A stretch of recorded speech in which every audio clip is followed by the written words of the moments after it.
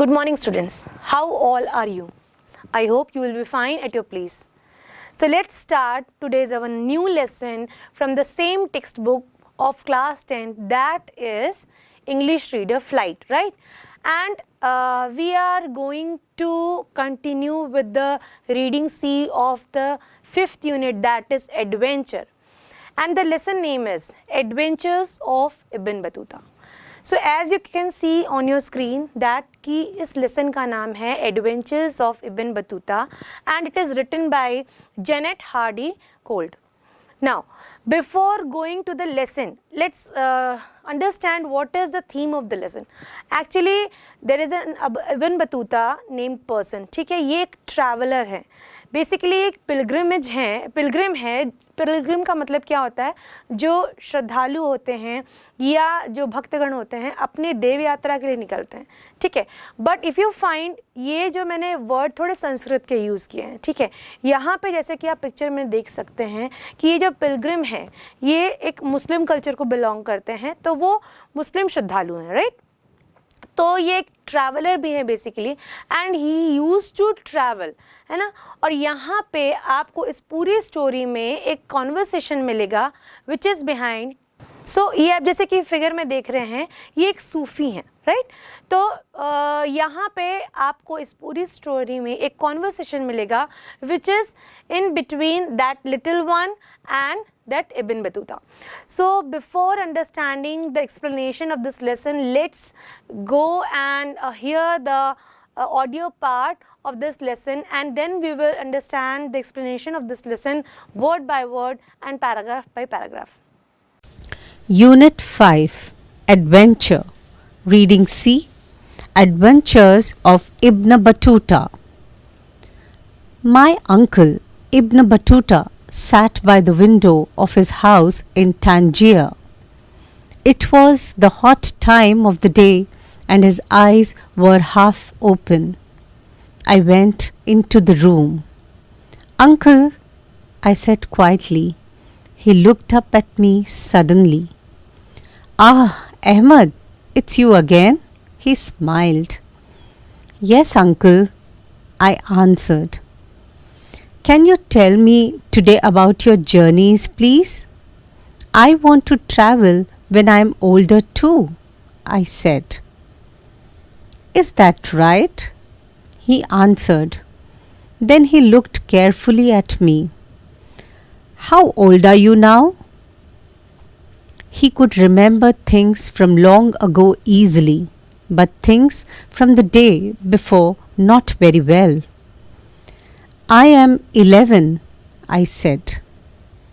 "Well, perhaps in 4 or 5 years you can begin to travel, but it's not easy, you know. You can see wonderful towns and cities, meet interesting people, and do exciting things. But there are bad times too. You can get ill, meet big hungry animals, or lose all your money." "No," I said.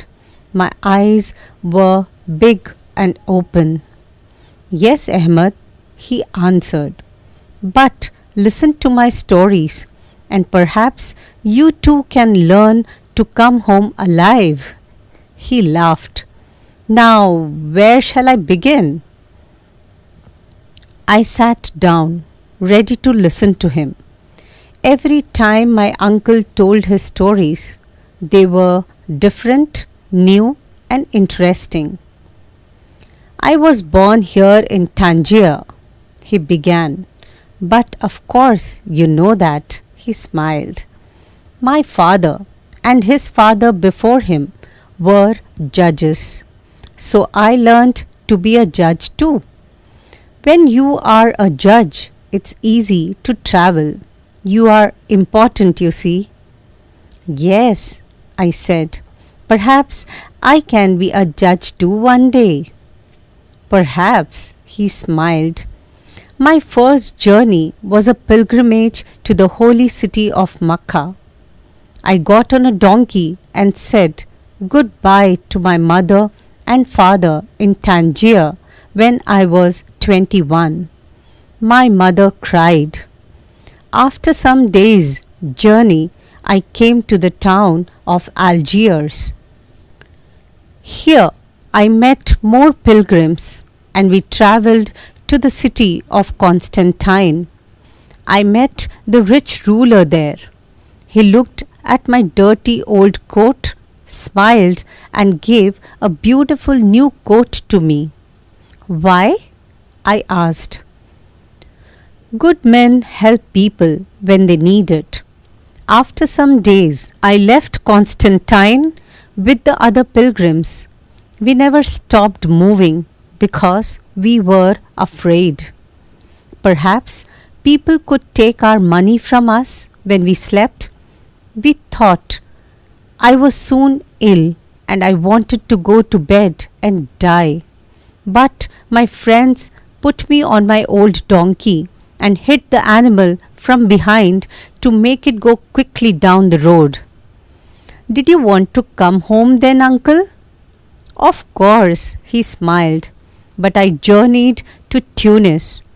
A good traveller doesn't stop easily. I left Tunis in a caravan of pilgrims. They asked me, can you be the judge in our caravan? Of course, I said. Yes, a caravan judge. Not bad work for a young man. When our caravan arrived in Alexandria, I was excited. I wanted to see the famous pharaohs there. I know, I said quickly. That's a big lighthouse from long ago. Did you go up it? No, he laughed. The pharaohs was in ruins. There wasn't a lot to see.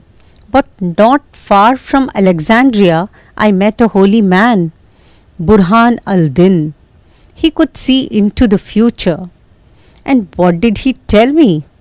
You are going to visit India and China, and on your travels you are going to meet many old friends. I was happy about this. I am going to go far, I thought. And did you go to India and China in the end? Wait and see, Ahmed, smiled my uncle. I arrived in Cairo 8 months after I first left home. What a big city! And what a lot of people! And they never stop running here and there day and night. And near Cairo there are pyramids, big old buildings from the rulers of Egypt long ago. And were they in ruins? I asked. No, not the pyramids, he smiled. Next, I journeyed up the river Nile. After this, we travelled on camels through the hot desert.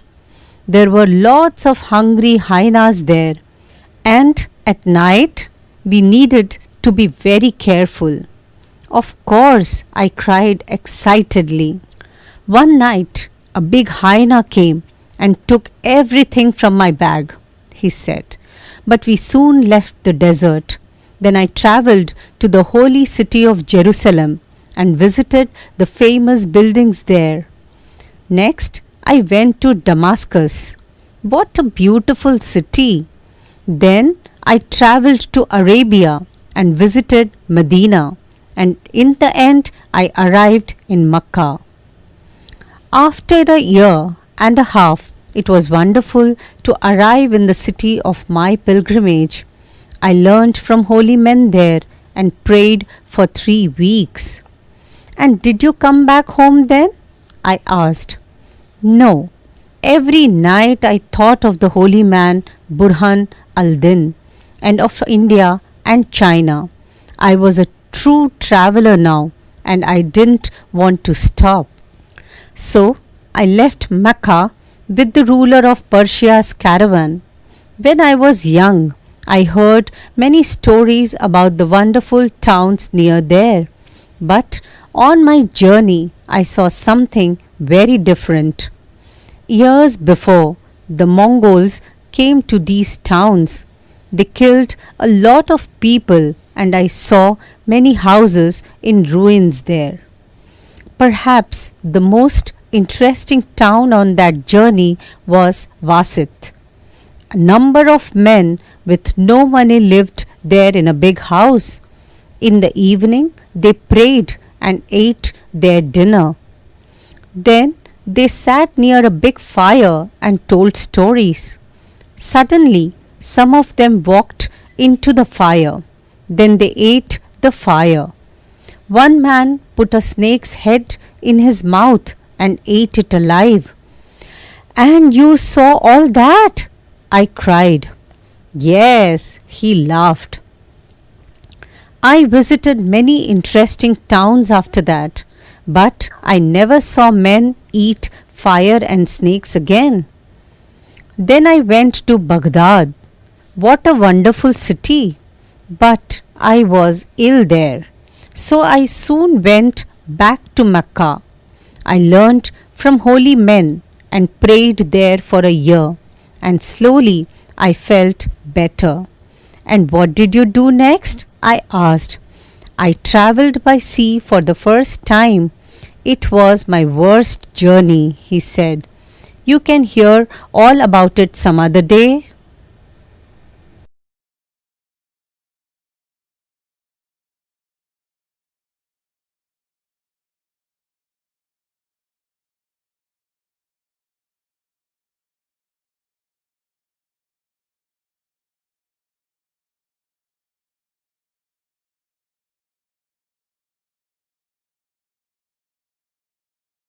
Okay जैसे कि आप लोगों ने adventures of Ibn Battuta की पूरी जो story है अभी आपने सुनी. Now coming to the little part of this we will take from the text and will continue right. तो यहाँ पे हम क्या करेंगे, छोटे छोटे टेक्स्ट मैटर को लेंगे and will continue the explanation with this. Okay first जो टेक्स्ट हम ले रहे हैं that is my uncle Ibn Battuta sat by the window of his house in Tangier. It was a hot time of this day, and his eyes were half open. I went into the room. तो यहाँ पे एक छोटा बच्चा है.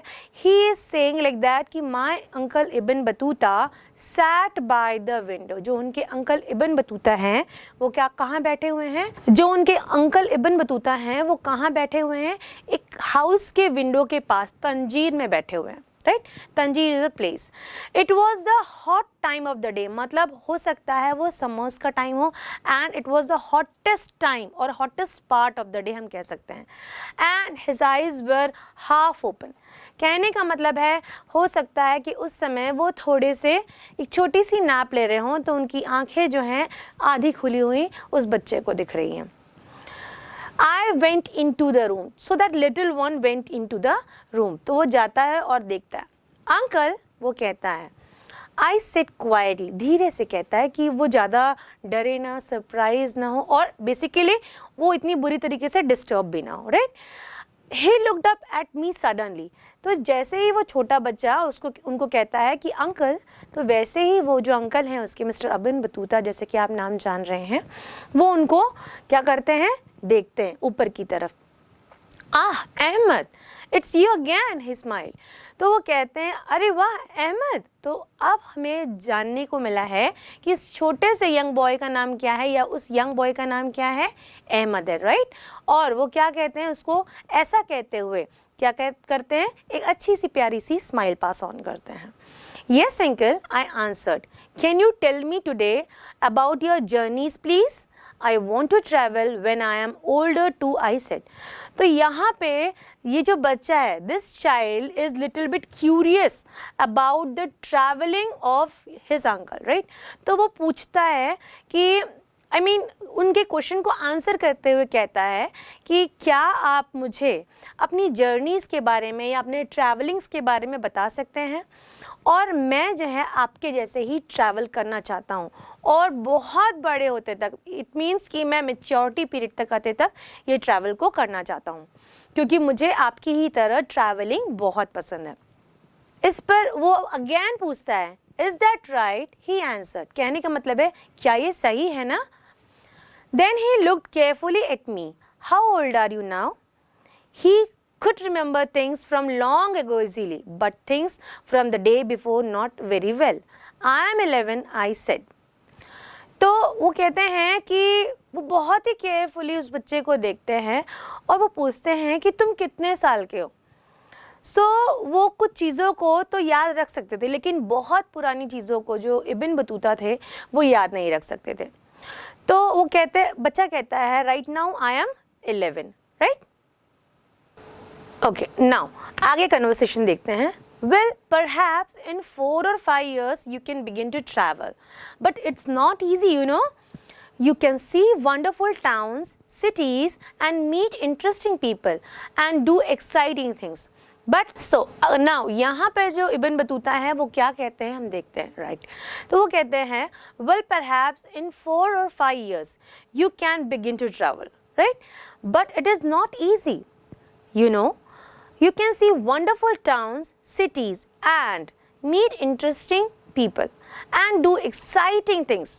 But there are bad times too. You can get ill, meet big hungry animals or lose all your money.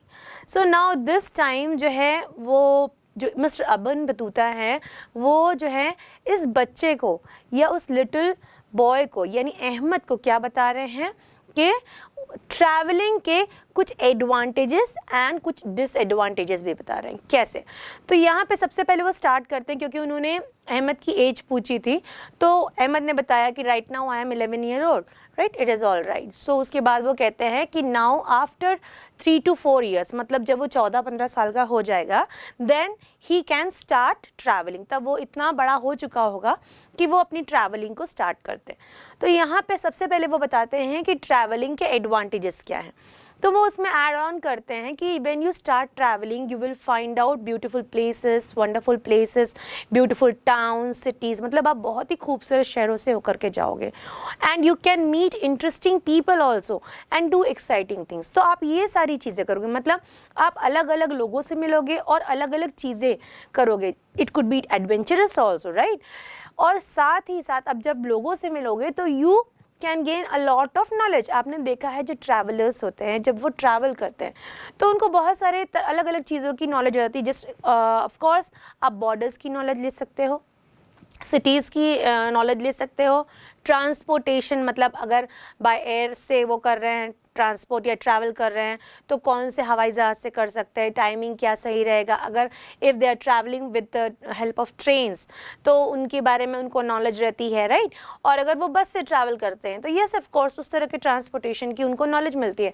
साथ ही साथ borders की नॉलेज मिलती है, फिर वहाँ का फूड कैसा है जहाँ उन्होंने ट्रैवल कर चुके हैं और यहाँ का एनवायरनमेंट कैसा है, ये सारी नॉलेज उन ट्रैवलर्स को मिलती है।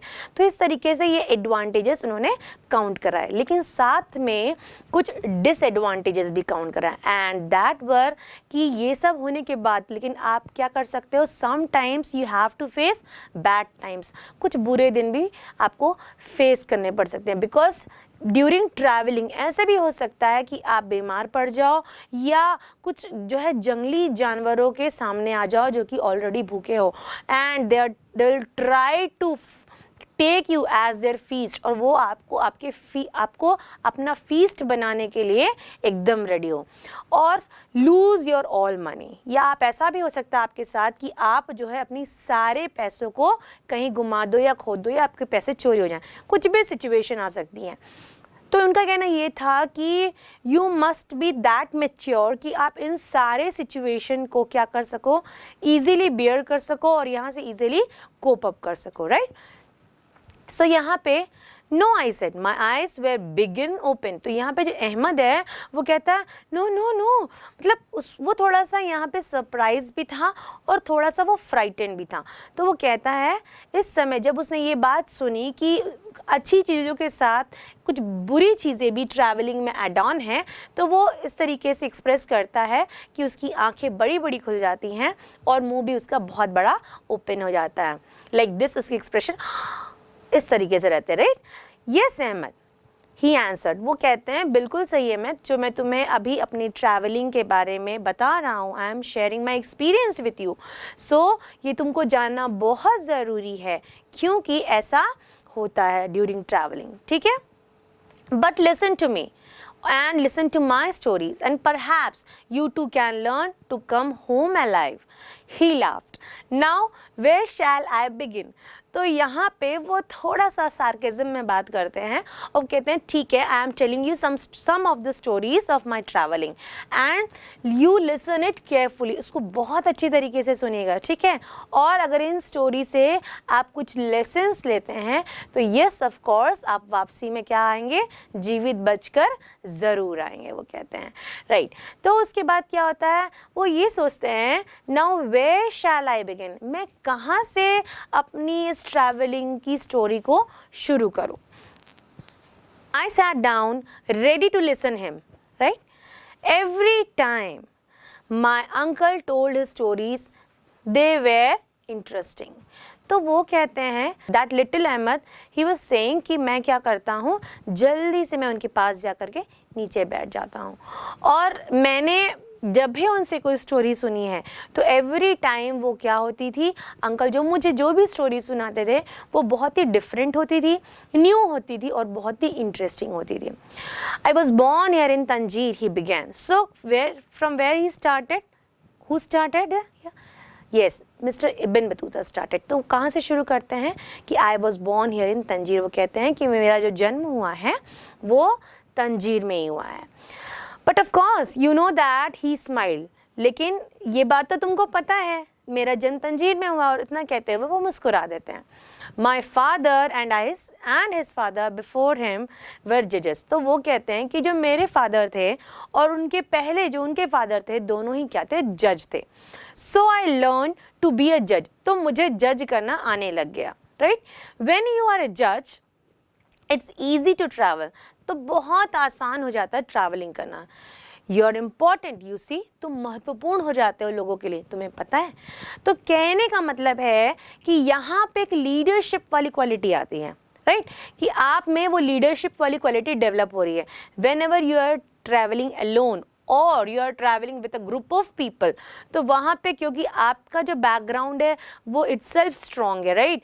उसमें जो आपके जो बैकग्राउंड में जो आपके फादर्स एंड फोर फादर्स की बात हो रही है वो अपने आप में ग्रेट लीडर्स रह चुके हैं.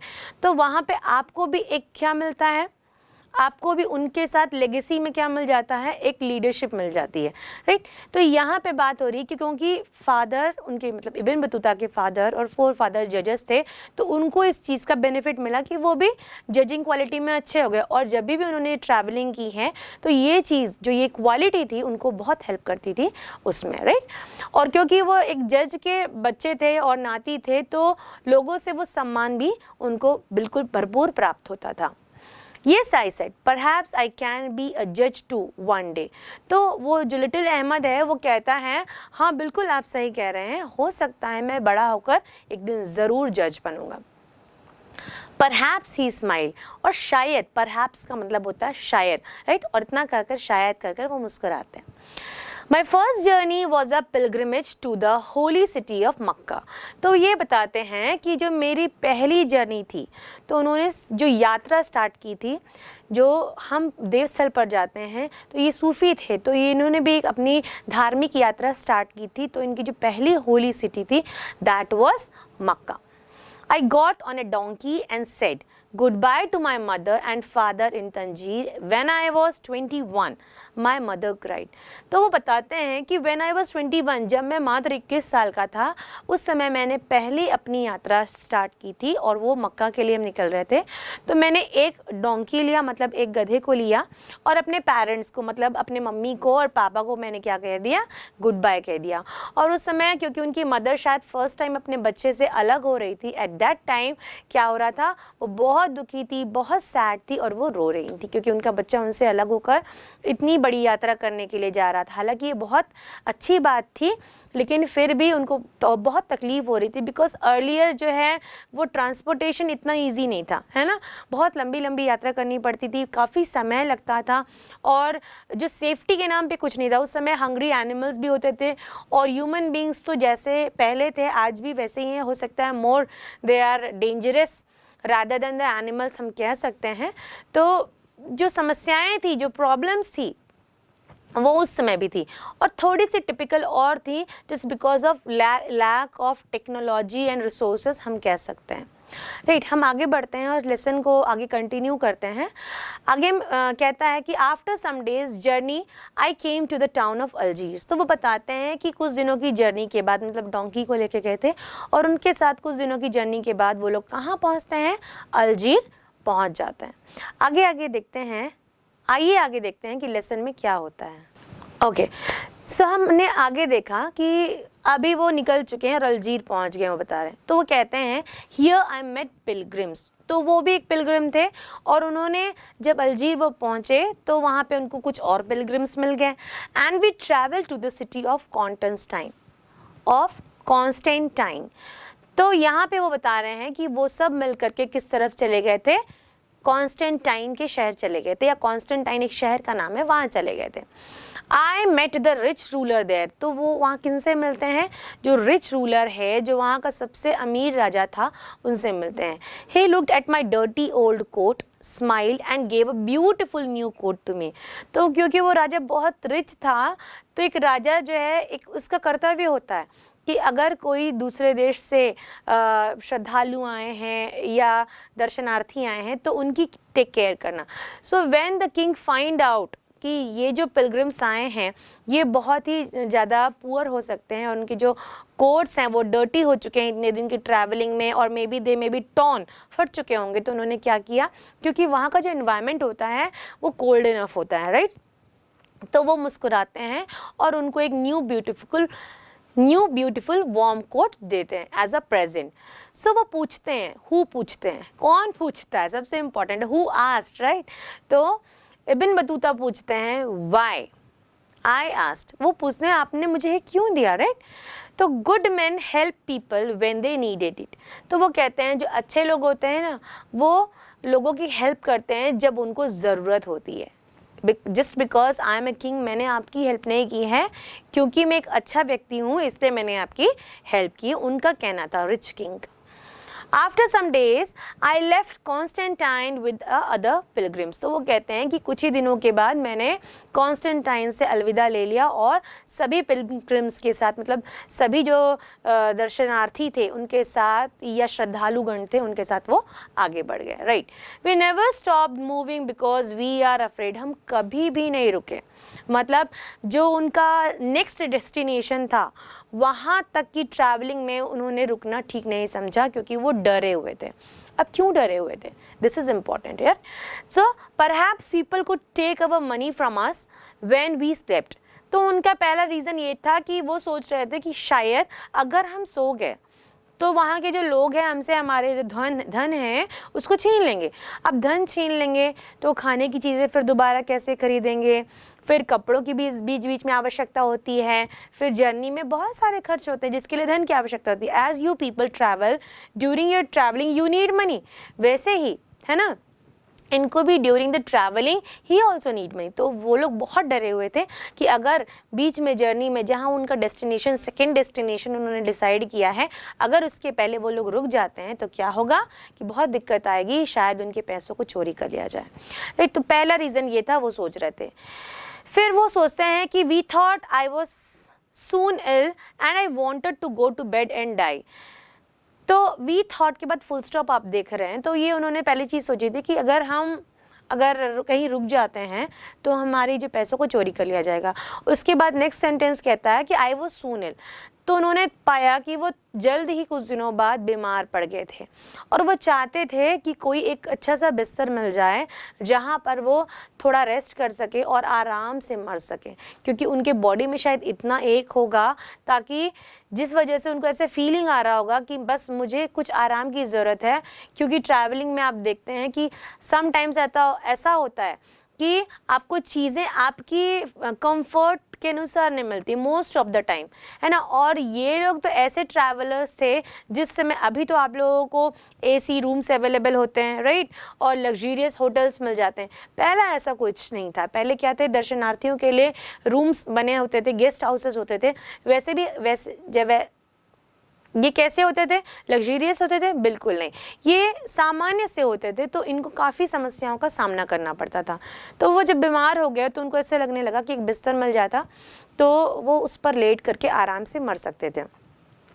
But my friends put me on my old donkey and hit the animal from behind to make it go quickly down the road. क्योंकि वो अभी भी कंटिन्यू वॉक कर रहे थे, सेकेंड डेस्टिनेशन पहुंचने में कुछ समय बचा हुआ था, तो उनके फ्रेंड्स क्या करते हैं, उनके डोंकी पर उनको डाल देते हैं, ठीक है, मतलब लदाना जिसे हम कहते हैं, राइट। उनको क्या करते हैं, लदा देते हैं या बैठा देते हैं या सुला देते हैं और पीछे से डोंकी को वो हिट करते हैं कि जो डोंकी है अब स्लो ना वॉक करे, बल्कि वो थोड़ा फास्ट अपनी स्पीड को इंक्रीज करे और ये जल्दी जल्दी डाउन टुवर्ड्स द रोड चले जाएं, जिससे जल्दी उनके जो डेस्टिनेशन प्लेस उन्होंने डिसाइड किया है वो वहाँ पहुँच जाए, राइट। और उसके बाद वो लोग आसानी से इनकी टेक केयर कर सकें। तो did you want to come home then uncle? तो यहाँ पे अहमद ने एक अपना क्वेश्चन दागा और कहता है कि uncle did you want to come home, क्या आप वापस आना चाहते थे घर? ऑफ कोर्स ही स्माइल्ड, तो वो कहते हैं बिल्कुल मैं आना चाहता था। जैसे कि हर किसी को प्रॉब्लम्स आने के बाद अपने घर के, अपने पेरेंट्स की याद आती है, वो अपना कंफर्ट जोन खोजता है, वैसे ही मुझे भी ऐसा लग रहा था क्योंकि अब मेरी तबीयत बहुत ख़राब है and no one is there to take care of me, तो मुझे अब मेरे घर को चला जाना चाहिए, कोई मुझे मेरे घर तक पहुंचा दे, right. But I journey to Tunis, लेकिन उसके बाद में कहाँ चला गया था? ट्यूनिस चला गया था। A good traveller doesn't stop easily, क्योंकि एक जो अच्छा ट्रैवलर होता है वो जल्दी नहीं रुकता है। I left Tunis in a caravan of pilgrims, तो ये कहते हैं कि जो श्रद्धालुओं की कारवां थी उसमें उनके साथ मैंने ज्वाइन किया और ट्यूनिस को फिर मैंने अलविदा कह दिया। They asked me, can you be the judge in our caravan? Now यहाँ पे ग्रुप ऑफ या ट्रुप ऑफ पीपल जा रहे हैं, राइट। ट्रुप ऑफ पिलग्रिम्स हम कह सकते हैं। तो ये जो ट्रुप जा रहा है वो पूछते हैं क्या आप हमारे पिलग्रिम या कैरावान के जो है आप लीडर या जज बन सकते हैं? तो ऑफ कोर्स आई सेड, तो यहाँ पे वो कहते हैं बिल्कुल बिल्कुल मैं बिल्कुल ये काम कर सकता हूँ। सो येस अ कारवान जज, तो ये बहुत इम्पॉर्टेंट ये एक बहुत इम्पॉर्टेंट रिस्पॉन्सिबिलिटी होती है, क्योंकि आप बहुत बड़े ट्रिप के साथ जा रहे हो, उन सब के बीच कोऑर्डिनेशन बैठाना, सबके कंफर्ट का ध्यान रखना जितना पॉसिबल हो सके और सही समय को ध्यान रखते हुए सभी को सेफ्टी के साथ प्रॉपर डेस्टिनेशन तक पहुंचाना, ये बहुत इम्पॉर्टेंट होता है एक जज के लिए, राइट।